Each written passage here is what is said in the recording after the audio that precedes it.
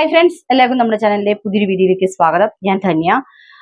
എന്നോട് കുറച്ച് ആളുകള് ഡയറക്റ്റ് ആയിട്ട് ചോദിച്ചിരുന്നു, നീ ഒരുപാട് ഉസ്താദുമാരുടെ വീഡിയോ ചെയ്യുന്നതല്ലേ, അപ്പൊ ഈ ഒരു വീഡിയോക്ക് എന്തുകൊണ്ട് നീ പ്രതികരിക്കുന്നില്ല എന്ന് ചോദിച്ചിരുന്നു. അപ്പൊ ഞാന് സത്യം എന്താണെന്ന് അറിയാതെ നമ്മൾ പ്രതികരിക്കുന്നത് ശരിയല്ലല്ലോ. നമ്മൾ അവിടെ നിന്നും ഇവിടെ നിന്നും കേൾക്കുന്നു. നമ്മള് ഒന്നും അത്ര വലിയ ന്യൂസ് ആയിട്ട് വന്നതുമില്ല. എന്നാൽ കാര്യമായിട്ട് നമ്മൾക്കൊന്നും അറിയില്ല. അപ്പോ ഒരു നിരപരാധി പോലും ശിക്ഷിക്കപ്പെടരുത് എന്നുള്ള ഒരു ഉദ്ദേശമാണ് എനിക്കുള്ളത്. അപ്പോ നമ്മള് ഒരുപാട് അനുഭവിച്ചിട്ടുണ്ട്. അതായത് നമ്മൾ ചെയ്യാത്ത ഓരോ കാര്യങ്ങൾക്ക് നമ്മൾ അനുഭവിക്കേണ്ടി വരുന്ന ഓരോ സാഹചര്യങ്ങൾ നമ്മൾ ഉണ്ടായിട്ടുണ്ട്. അപ്പൊ അത് മറ്റൊരാൾക്ക് ഉണ്ടാവരുത് എന്നുള്ള ഒരു പൂർണ്ണ ഒരു മനസ്സ് എനിക്കുള്ളത് കൊണ്ട് ഞാൻ കുറച്ചു നേരം വെയിറ്റ് ചെയ്തു. അപ്പൊ ഉണ്ട് ഓരോ ന്യൂസ് ചാനലിലും ഇന്നതാണ് സത്യം, ആ ആള് ചെയ്തത് തെറ്റ് തന്നെയാണ് എന്നുള്ള രീതിയിൽ വീഡിയോ വന്നു. അപ്പോഴാണ് എനിക്ക് പ്രതികരിക്കാമെന്ന് തോന്നിയത്. തെറ്റ് ആര് ചെയ്താലും അത് ചൂണ്ടിക്കാണിക്കണം. അതിപ്പം ആരായാലും ശരി.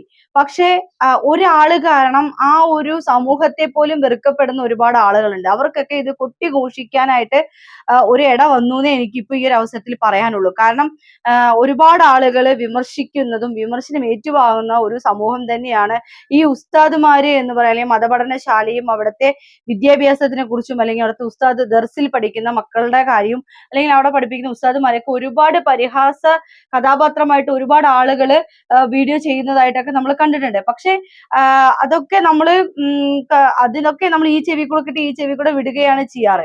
പക്ഷെ ഇതെന്ന് വെച്ച് കഴിഞ്ഞാല് ഇദ്ദേഹത്തിനെ കാണുമ്പോ തന്നെ നമുക്ക് വല്ലാതെ പേടിയാവുന്നു.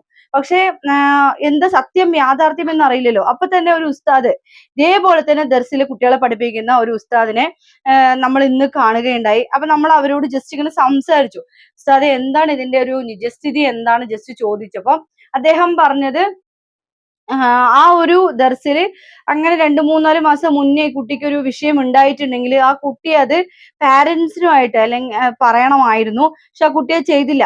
അത് എന്തുകൊണ്ടായിരിക്കും വെച്ചാൽ മതപഠന ശാലയില് നമ്മൾ വിദ്യാഭ്യാസം കരസ്ഥമാക്കാൻ വേണ്ടി പോകുന്നു. നമ്മൾ ദർസുകളിൽ പോകുന്നത് എന്താണ്, നമ്മൾ നല്ലൊരു രീതിയിൽ പഠിച്ച് ഒരു ഉസ്താദായി ഒരു കുടുംബത്തിനെ അത്താണിയാവാനുള്ള ഒരു എന്താ പറയാ അങ്ങനെ ഒരു ഇതായിരിക്കുമല്ലോ.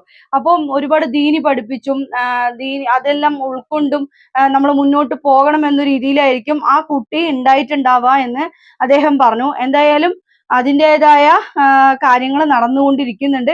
അപ്പൊ അതുകൊണ്ട് എനിക്ക് കൂടുതലായിട്ടൊന്നും അറിയില്ല എന്ന് അദ്ദേഹം പറഞ്ഞു. അപ്പൊ എനിക്കതൊന്ന് മനസ്സിലായത് ഇത്രയേ ഉള്ളൂ. എന്തായാലും അദ്ദേഹം തെറ്റുകാരൻ തന്നെയാണ്. അപ്പൊ മക്കളോട് എനിക്ക് പറയാനുള്ളത്, എന്തെങ്കിലും ഒരു ചെറിയൊരു മൈനസ് നിങ്ങൾക്ക് തോന്നുകയാണെങ്കിൽ നിങ്ങൾ അത് വീട്ടിൽ അറിയിക്കുക. പിന്നെ വീട്ടുകാരോട് എനിക്ക് പറയാനുള്ളത്, അവനത് പഠിക്കാൻ ബുദ്ധിമുട്ടായത് കൊണ്ടാണ് അവൻ അങ്ങനെയൊക്കെ നുണ പറയണത്, അങ്ങനെ ഇങ്ങനെയൊന്നും നിങ്ങൾ പറയരുത്. കാരണം എന്താണ് അവിടുത്തെ സത്യാവസ്ഥ എന്നുള്ളത് ഉൾക്കൊള്ളാനും അതിനെക്കുറിച്ച് അന്വേഷിക്കാനും നിങ്ങൾ ഓരോരുത്തരും മുന്നോട്ട് വരിക തന്നെ വേണം. ആ കുട്ടികൾ ഒന്നും ഇല്ലാണ്ട് ചിലപ്പോൾ പറയില്ല. കാരണം നിങ്ങൾ ഇവിടെ കാണുന്നുണ്ട്, ഞാൻ സൈഡിൽ ഇങ്ങനെ ചെറിയൊരു പോസ്റ്റ് ഞാൻ വെക്കുന്നുണ്ട്.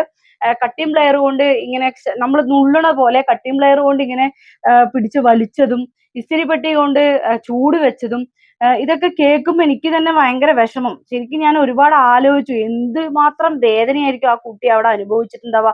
ആ പൊറമൊക്കെ കാണുമ്പോണ്ടല്ലോ എത്രത്തോളം അവര് ആ കുട്ടീനെ തല്ലി അല്ലെങ്കിൽ എന്തൊക്കെ ചെയ്തു. ദേഷ്യം വരുമ്പോഴൊക്കെ ആ കലിപ്പ് തീർത്ത പോലെയാണ് എനിക്ക് അവിടെ ശരിക്കും ആ കുട്ടീന്റെ ശരീരം കണ്ടപ്പോൾ എനിക്ക് തോന്നിയത്.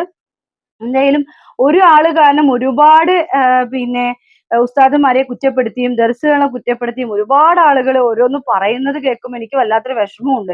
എന്തായാലും സത്യം എന്താണെന്ന് തിരിച്ചറിഞ്ഞാലും വിശ്വസിക്കാനാവാത്ത കുറെ ആളുകളും ഉണ്ട് നമ്മൾക്കിടയിൽ. അപ്പൊ അതുകൊണ്ട് ഇങ്ങനെയുള്ള ആളുകളെ തുടക്കത്തിൽ തന്നെ നമ്മൾ മാറ്റി നിർത്തുകയാണ് വേണ്ടത്. ചിലപ്പോൾ അറിയാൻ വൈകിയാലും നമ്മള് പിന്നെ അപ്പൊ തന്നെ അതിൻ്റെതായ നടപടികൾ സ്വീകരിക്കുക. എന്തായാലും നടപടിയൊക്കെ സ്വീകരിച്ച് എന്തായാലും ആ കുട്ടിക്ക് ഒരു നീതി എന്തായാലും കിട്ടണം. അങ്ങനെ ഒരുപാട് ഉസ്താദുമാര് അവർക്കെതിരെ സംസാരിക്കുന്നുമുണ്ട്.